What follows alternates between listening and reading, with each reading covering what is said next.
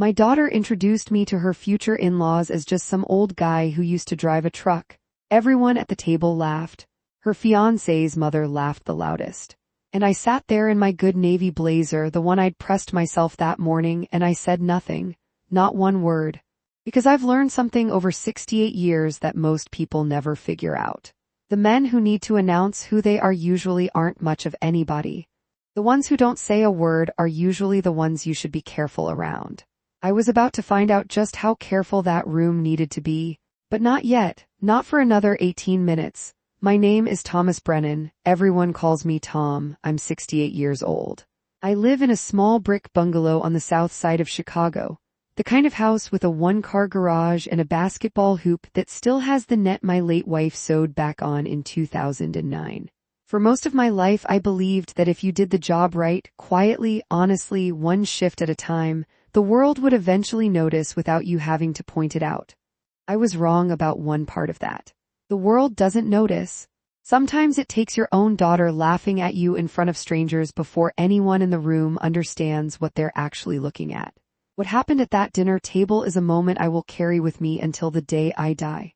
Not because of the humiliation, though there was plenty of that, but because of what happened 4 minutes later, when a man I had never met in my life stood up from his chair, looked my daughter dead in the eye, and said 11 words that changed everything. If you're just finding this channel, welcome. Grab something to drink, get comfortable, because this next part is the reason you're going to want to hit that subscribe button before this video ends. And if you've been with us a while, you already know these stories always circle back around to exactly where they need to. Drop a comment right now and tell me where you're watching from tonight. Let me back up because none of this makes sense unless you understand where I came from. I was born in 1958 in a two-flat on 79th and Morgan. The son of a CTA bus driver and a woman who worked double shifts at the hospital laundry so the lights stayed on. We didn't have much. I'm not going to pretend otherwise. But my father taught me how a man shows up when the siren sounds, how you put the gear on even when your hands are shaking, how you listen to a building the way other men listen to their wives. I joined the Chicago Fire Department at 21 because the academy was hiring, and because the recruiter promised I'd learn to run into places other people ran out of. He wasn't lying. I spent 37 years on the job. Engine 19, then ladder 5, then special operations. I retired as a captain in 2019 with more close calls than I care to count and a left knee that still tells the weather better than any forecast. I want you to remember one particular night because it matters later more than it should have any right to. February 14, 2003, Valentine's Day. A 5-story apartment building on the west side went up like a matchbook. We lost 2 civilians before we even got the first line charged. I was on the nozzle when the floor started to soft under my boots. I pulled 2 teenagers out of a 3rd-floor bedroom that was already starting to flash. One of them was conscious. The other wasn't.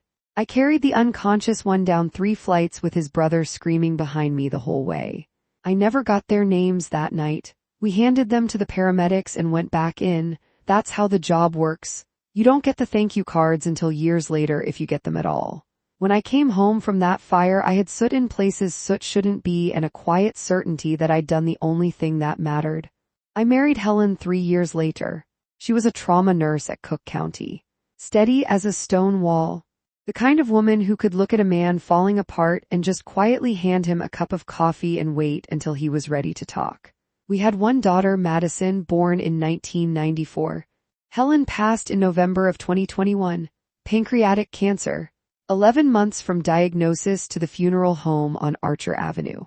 I'm not going to dress that up for you. It gutted me in a way I still haven't fully repaired and probably never will. After she was gone, I found I didn't much care about appearances anymore.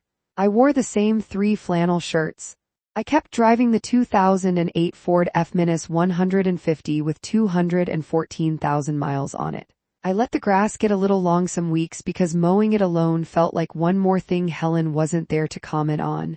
Madison grew up different than me. I made sure of that on purpose. She never wanted for anything.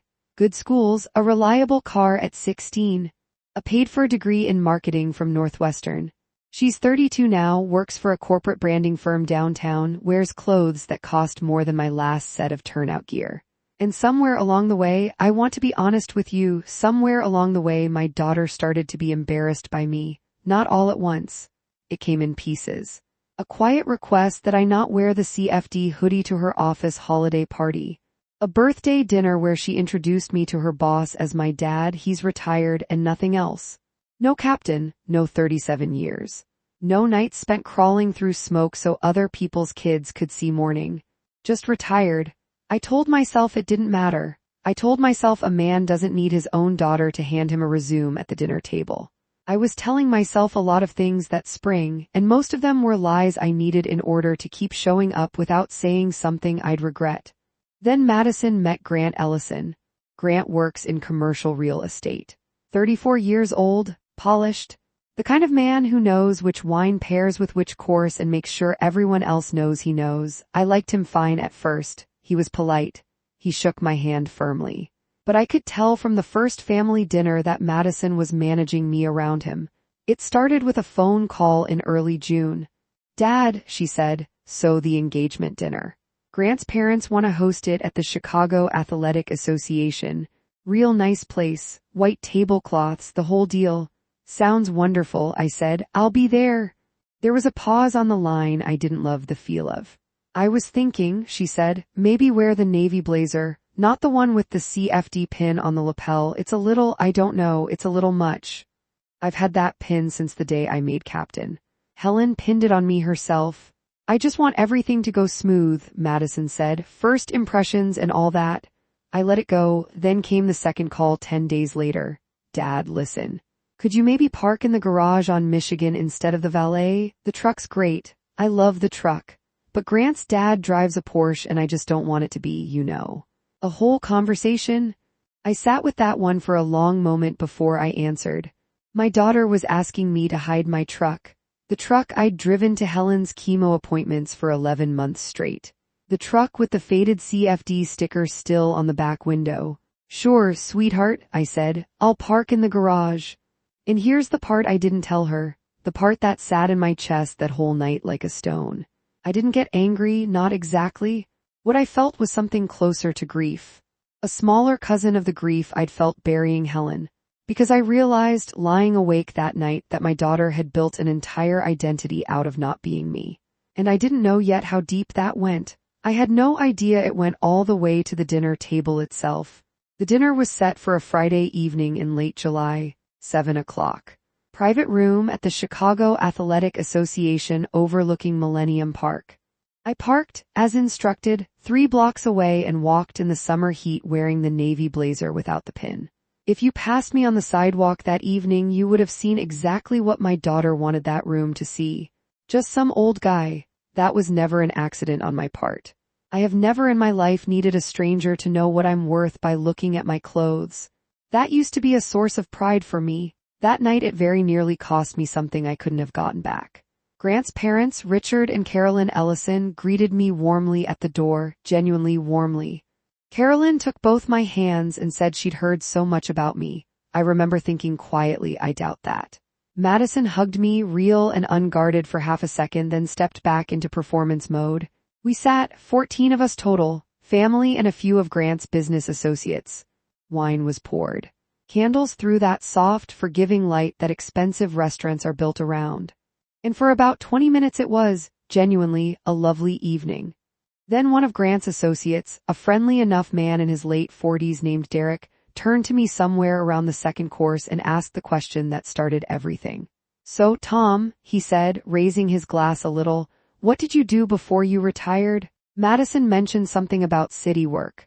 And here is where I need you to understand exactly what happened, because the tone of it matters as much as the words. Madison answered before I could open my mouth. Not maliciously, I don't believe. I've turned that moment over in my head more times than I can count since, trying to find the cruelty in it. I still don't fully know the answer, but I know exactly what she said because I will hear it in my sleep for the rest of my life. "Oh, Dad," she said, waving a hand, laughing a little, glancing at Grant's side of the table like she was inviting them all in on something.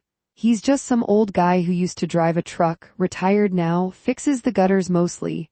The table laughed. I want to be precise here, not everyone laughed. Grant's father, Richard, didn't laugh. He looked at me with something unreadable in his eyes, but Carolyn laughed, a light, tinkling sound. Derek chuckled and said something like, "Well, somebody's got to keep the gutters clean," and a few others joined in. Not out of malice, just out of that easy social reflex people fall into when the loudest person at the table sets the tone. I sat there. I did not correct her. I did not say a single word about Engine 19 or Ladder 5 or the 37 years or the nights that still wake me up at 3 a.m. smelling smoke that isn't there. I picked up my water glass, took a slow sip, and set it back down exactly where it had been. I have crawled down hallways with the floor temperature above my head. I have carried men who were heavier than me out of buildings that were already talking about coming down. A room full of white tablecloths laughing at the word gutters was not going to be the thing that broke Tom Brennan. But something in my chest went very quiet and very still. The same stillness I used to feel right before the officer in charge gave the order to go in. And I thought calmly, almost gently, "All right, sweetheart. All right." That's when I noticed the man sitting 2 chairs down from Derek had gone still too. Different kind of still than mine. He was maybe 40, well-dressed, the kind of quiet confidence that doesn't need to announce itself. He had stopped mid-motion, his fork resting against the edge of his plate, and he was looking at me the way a man looks at something he can't quite believe he's seeing in the flesh after years of only seeing it in his memory. His eyes had gone to my left hand, specifically to the plain steel watch I've worn since 1998, and past it, just barely visible where my sleeve had ridden up, to the edge of a faded scar that runs from my wrist halfway to my elbow. The kind of scar you get when a ceiling comes down and the only thing between your arm and a burning beam is the sleeve of your turnout coat. He set his fork down slowly. "I'm sorry," he said, and his voice had changed completely, gone low and careful. "Tom, is your last name Brennan?" I looked at him. "That's right," I said. "Were you?" He started and stopped. I watched a grown man, successful, composed, visibly steady himself before finishing the sentence. "Were you on the job February 14th, 2003, West Side, 5-story residential. Valentine's Day fire?" The whole table had gone quiet by then. That particular quiet that spreads through a room when people sense something has shifted beneath the surface of an ordinary evening, even before they understand what it is. I set my glass down again. "Yes," I said, "that was me." And the man, whose name I still didn't know, put both hands flat on the white tablecloth, pushed his chair back, and stood up.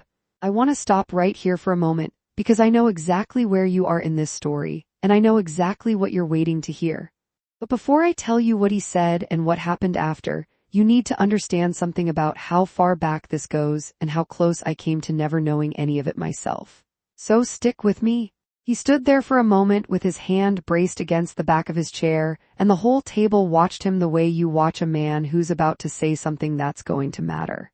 "Madison," he said. He didn't look at me, he looked directly at my daughter. "You have no idea who your father is." Nobody said anything.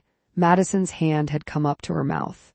Carolyn was looking back and forth between the stranger and me like she was trying to solve an equation with half the numbers missing.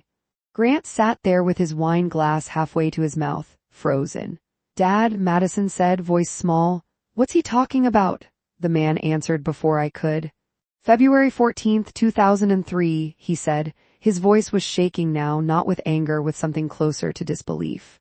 "I was 16 years old. My little brother was 14. We lived on the 3rd floor of that building. The fire started in the basement laundry room and moved faster than anyone expected. By the time we woke up, the hallway was already black. I got my brother to the window, but the drop was too far and the fire escape was gone. I remember looking at him and thinking, this is it. We're not walking out of here. And then I heard them, boots, shouting, and this man," he pointed at me without looking away from Madison, "came through the smoke like he was part of it." He didn't hesitate. He grabbed my brother first because he wasn't moving, threw him over his shoulder like he weighed nothing, told me to stay on his belt and not let go no matter what. We went down 3 flights with the floor softening under us and the heat pushing us toward the ground. I remember because when we hit the street and the paramedics took my brother, I looked back and saw the name on the back of his helmet. Brennan, and I never forgot that name, not once, not in 23 years, because my brother lived. He went to college, he has 2 kids now, he coaches Little League in Naperville. All of that exists because a captain named Brennan walked into a building that was already deciding to come down and decided we were coming out with him. The room was completely silent. Somewhere behind me I heard one of the servers stop moving entirely, tray in hand. "I tried to find you," the man said, and now he was looking straight at me. There was something in his face I have not seen directed at me in a very long time, not since the job itself. "I wrote letters to the department. They said privacy rules." I showed up at the union hall once. Nobody could help. I eventually stopped trying, told myself it was one of those things you carry and never get to close the loop on. And then I get invited to this dinner because I do business with Grant's firm. And I sit across from a man for 20 minutes and something in the back of my head keeps snagging on the way he holds his shoulders, the way he watches a room. And then your daughter says gutters, and I finally look at his hands instead of his jacket, and there it is, same scar, same watch, same eyes if I'm honest, same eyes I've been picturing for 23 years. He came around the table then, stood in front of my chair, and this man, whose name turned out to be Michael Ruiz, put his hand out. When I stood up and took it, he pulled me into an embrace instead, right there in front of everyone. I felt his shoulders shaking just slightly, just once. "You saved my brother's life," he said, quiet now just for me, though the whole table could hear it. "You saved mine too, in every way that matters. Because I don't know who I become if he dies in that apartment on Valentine's Day. 23 years, Tom. 23 years I've wanted to shake the hand of the man who did that. And your own daughter just called you some old guy who fixes gutters." I want to tell you exactly what I felt in that moment, because I promised you honesty at the start of this, and I'm going to keep that promise all the way through. I did not feel triumphant. I did not feel vindicated in some sharp, satisfying way. What I felt was much quieter and much sadder than that. I felt, for the first time in longer than I could remember, entirely seen by a stranger in a room full of people who were supposed to already see me and hadn't bothered to look. I sat back down slowly. The table stayed frozen for a long moment. That particular kind of silence where everyone is recalculating everything they thought they understood about the evening. Carolyn had gone pale. Derek was staring at his plate.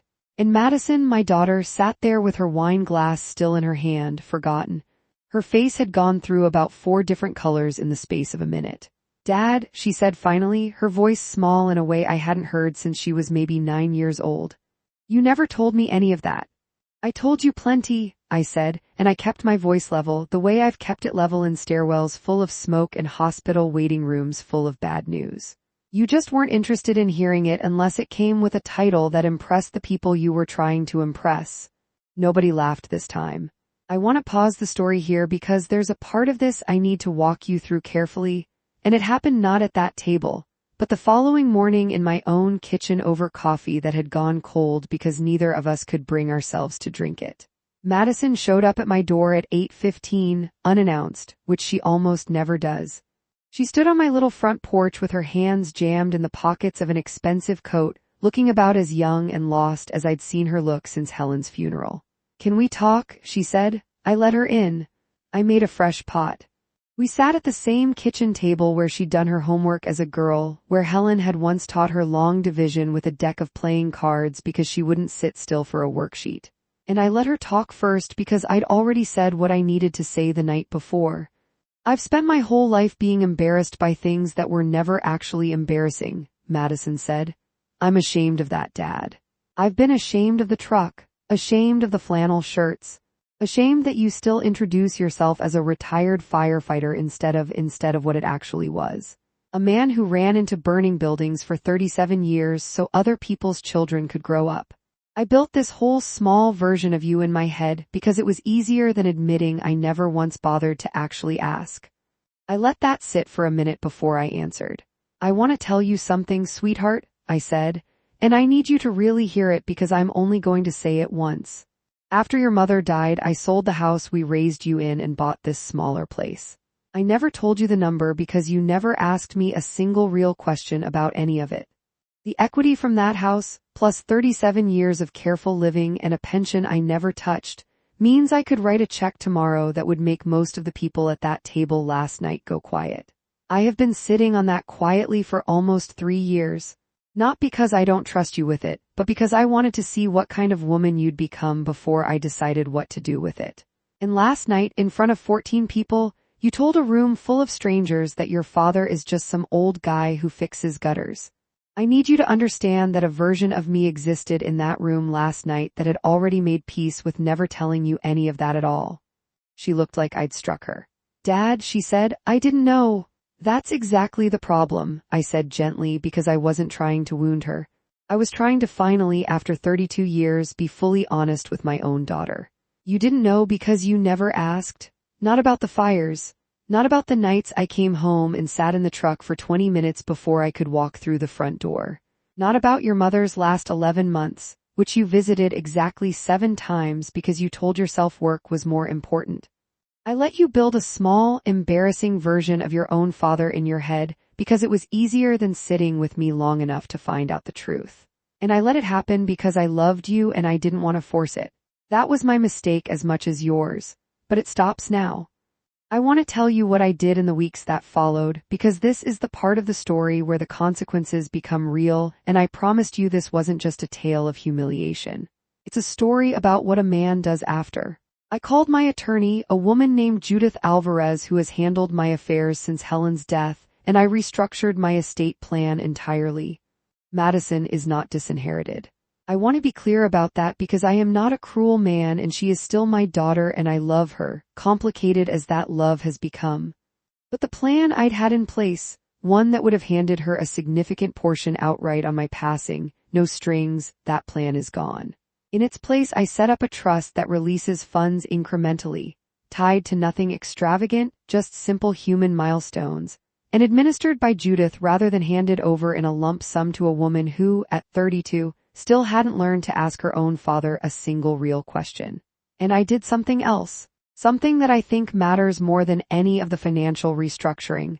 Something I want every one of you listening to really sit with because this is the sweet part of the story.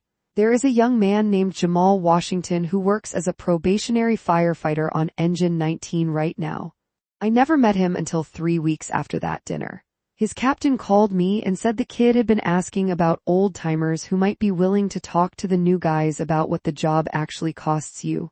I drove down to the firehouse on a Tuesday afternoon.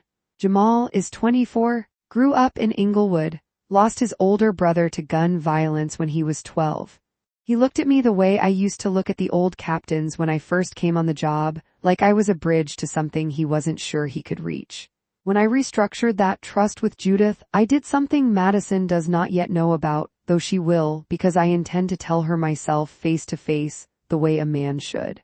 I established a scholarship fund in Helen's name at the University of Illinois Chicago for first-generation students who want to go into emergency services, fire, EMS, nursing. The first full 4-year scholarship went to Jamal's younger sister, Keisha, 19 years old, who wants to become a paramedic. She found out on a Thursday afternoon in August and called me crying so hard I could barely understand her, saying, "Thank you, Mr. Brennan," over and over until her brother took the phone and simply said, "Cap," and couldn't get anything else out either. That's the kind of gratitude I'd been missing, without even realizing how much I'd been missing it, for longer than I want to admit. As for Michael Ruiz, I want to tell you what happened there too, because it's the part of this story that still, even now, catches in my throat a little when I think about it. 2 weeks after that dinner, Michael called and asked if I'd come to his house in Oak Park, just the two of us. No dinner, no audience. I drove over on a Sunday afternoon and he met me on his front porch with 2 glasses of iced tea and a small wooden box he set on the table between our chairs. Inside it was a single challenge coin from the Chicago Fire Department, tarnished with age, and a photograph, creased and faded, of 2 teenage boys standing in front of a blackened apartment building, one of them with a bandage still on his forehead. "That's my brother Danny," Michael said. "The one you carried out. He passed last year, heart attack, 37 years old. But he got 23 more years because of what you did in about 4 minutes one night you probably don't even remember the exact date of." "I remember the date," I told him. "February 14th. I remember every kid I ever carried out of a building that was trying to keep them. You don't forget the ones where the outcome could have gone the other way so easily." Michael nodded slowly, and we sat on that porch for a long while, not saying much else. Just two men who'd finally found each other after 23 years, watching the afternoon light move slow across his lawn. Madison and Grant's wedding is set for next May down at a venue in the suburbs, and I'll be there, in the front row. And I imagine I'll wear the blazer with the CFD pin on the lapel because Helen pinned it there and because I don't manage myself for anyone's comfort anymore. Madison and I talk now, actually talk, most weeks. It's slow and it's a little clumsy sometimes, the way it is when two people are learning a new language late in life.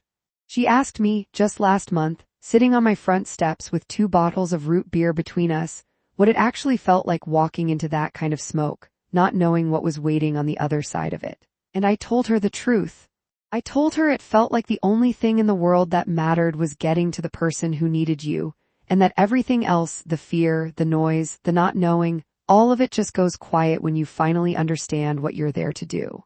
I think about that a lot now in a different context entirely, because I spent 32 years quietly getting to my daughter in every way I knew how, paying for things, showing up, staying steady, and somewhere along the way she stopped being able to see me doing it. It took a stranger standing up from a dinner table, a man I hadn't seen in 23 years, to remind both of us what was actually there the whole time.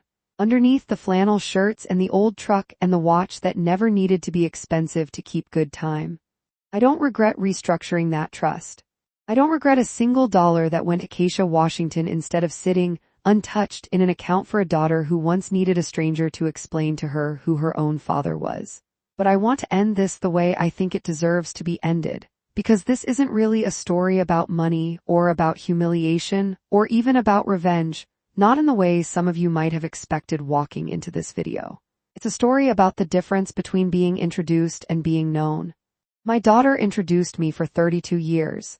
It took a man named Michael Ruiz exactly 4 minutes to actually know me, because he'd spent 23 years carrying the truth of who I was, waiting for the chance to say it out loud. I hope for every one of you listening tonight that somebody in your life is doing the same for you, quietly, patiently, waiting for the right moment to stand up and remind the room exactly who you really are. And if nobody has yet, I hope you find the strength the way I finally did to stop shrinking yourself down to fit the smallest version anybody's ever handed you. If this story meant something to you tonight, I'd ask you for 2 small things before you go. Hit that like button, because it tells this channel that stories like mine deserve to keep reaching people who need them. And drop a comment below and tell me where you're watching from, because I read every single one and it means more to an old man than you probably know. Subscribe if you haven't already, because there are more stories like this one waiting for you. And to whoever out there feels like just some old guy tonight, I promise you somebody out there already knows exactly who you are. Give them the chance to say it. I'll see you on the next one.